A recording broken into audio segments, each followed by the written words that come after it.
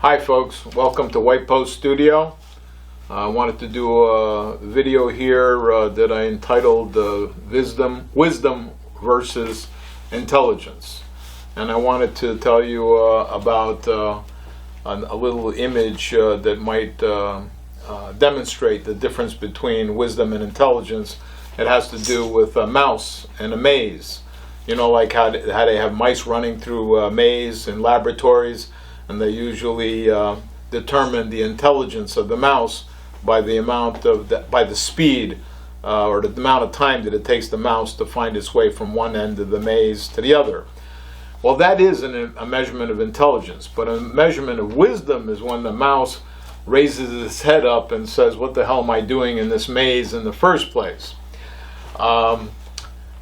I mean, it's a joke, but there is truth there. And if you think about it, wisdom is a higher level of comprehension and putting things together. The other thing that I wanted to tell you about is another metaphor that has to do with the computer. You see, a computer has a hard drive and it has a central processing unit. And this underscores the difference between knowledge and the ability to think. The hard drive is synonymous with knowledge and just a lot of gathered information.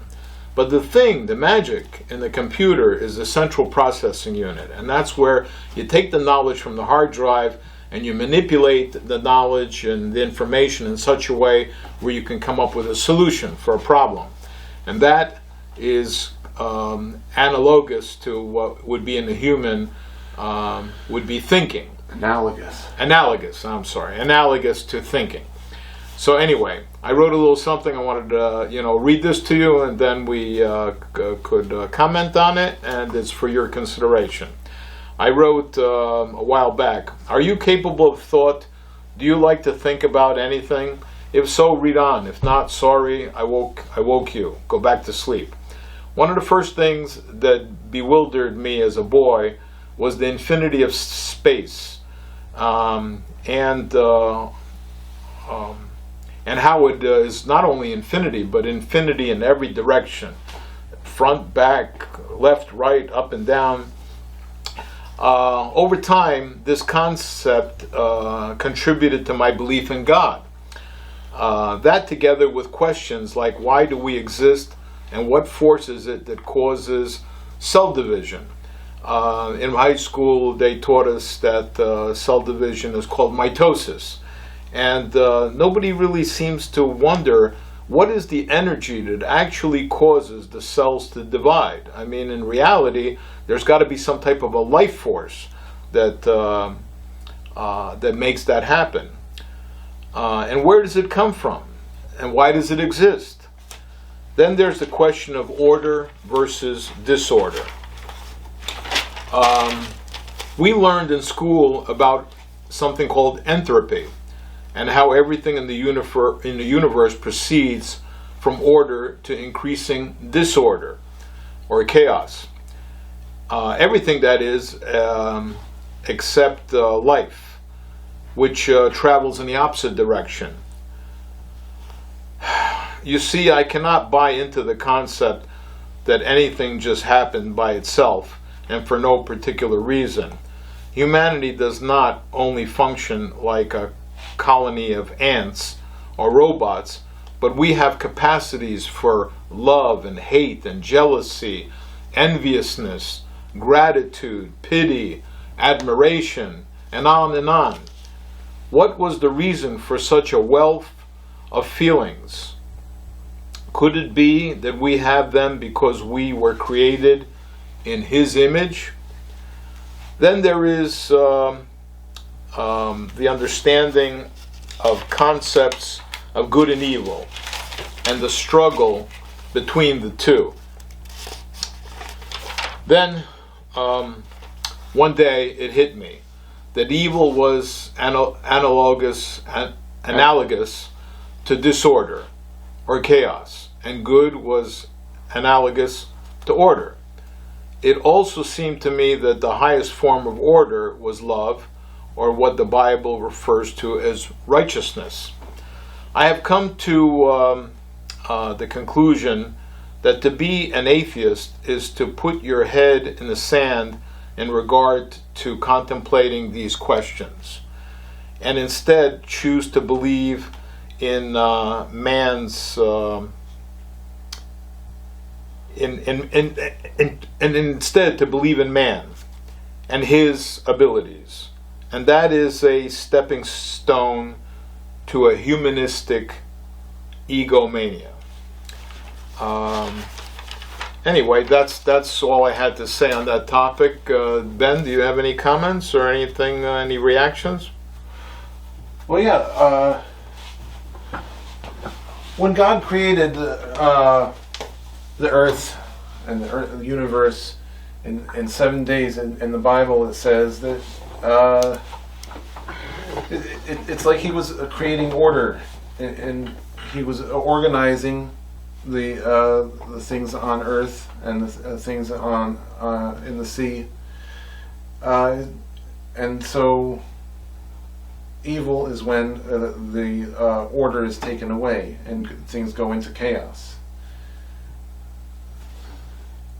It's kind of, I'm just trying to kind of compare the story of creation as the God saw all he created and saw that it was good.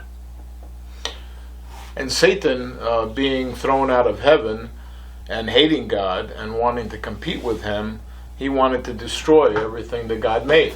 Right. And including us. Mm-hmm. Right? You know, so Satan wanted to throw all of God's creation into disorder. Right. And chaos. You reminded me about something that I thought was interesting. It had to do with Adam and Eve in the Garden of Eden. Mm-hmm. And, a lot of people believe that Eve was duped by Satan into eating the fruit. But there was a little more to that story.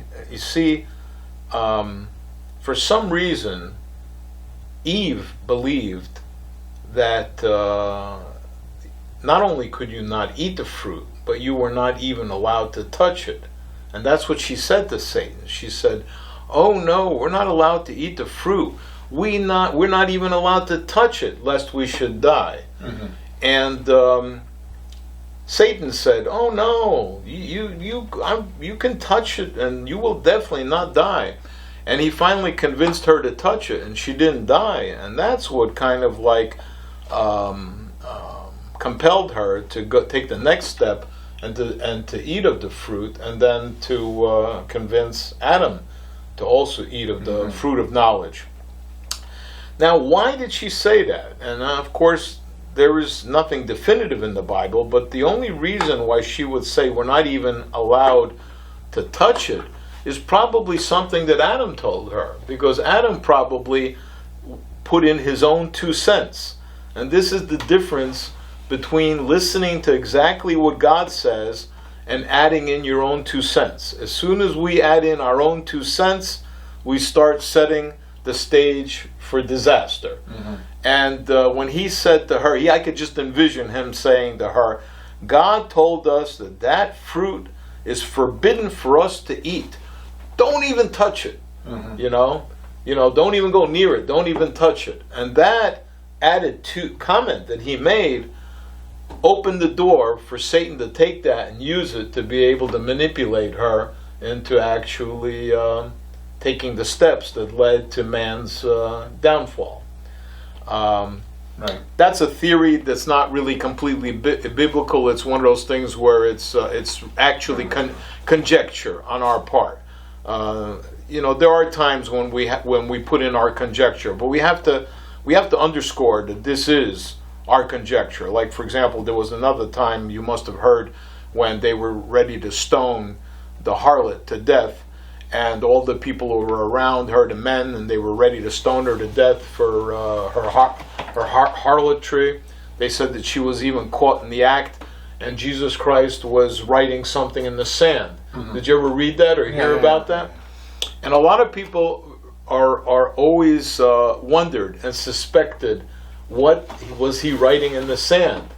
Most people say that he was writing the sins that the other people around him had, and since the oldest people left the area first, the older people are more likely to have at least one of the sins that he wrote.